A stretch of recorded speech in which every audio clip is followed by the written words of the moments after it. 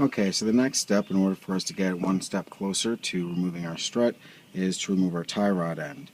Now, the point of these videos is to put out more information about third generation Dakotas just because there's not that much out there. When it comes to changing tie rod ends, it's pretty much a universal process for just about any vehicle. So there's already thousands of YouTube videos on how to do it, so I don't really need to go into the details. But I just will remind you though that if you ever do change out your tie rod end, you do have to get an alignment, or in case of like a truck, if you get a leveling kit installed. So the first thing we're going to do is we're going to go ahead and remove our cotter pin. Just bends very easily and pulls out. You can reuse it, or you can just go ahead and get a new one. It's not that big of a deal.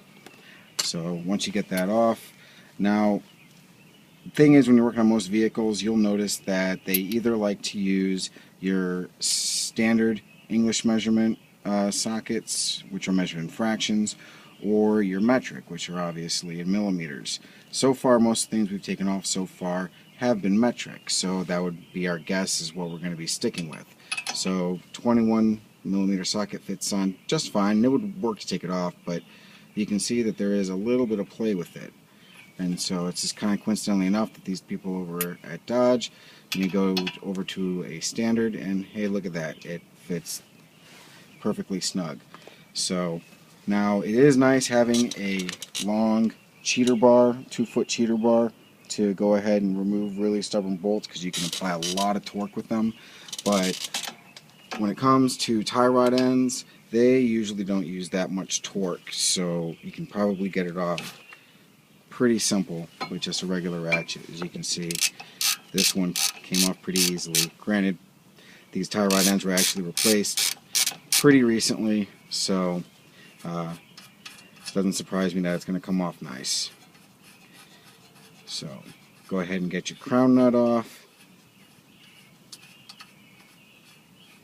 and go ahead and just make sure you keep that close by, because as soon as you pop out that tie rod, you want to go ahead and put that crown nut back on, and make sure you don't lose it. Obviously, you can probably guess why they call it a crown nut, but I've seen people get away with not using one on tie rod ends before, but obviously you don't want your steering to go out of you at a moment's notice, so having one where you can use a cotter pin to retain it so it doesn't come off accidentally is always nice to have.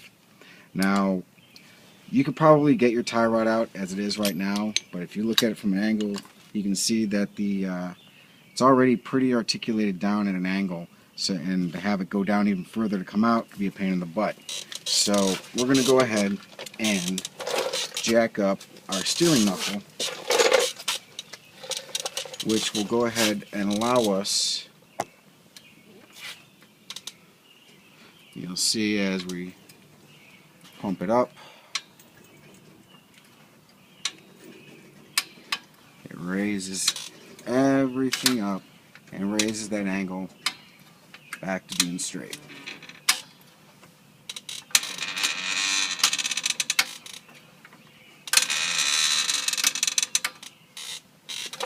So now we come back, you see that it's going to be a lot easier to get that tie rod end out.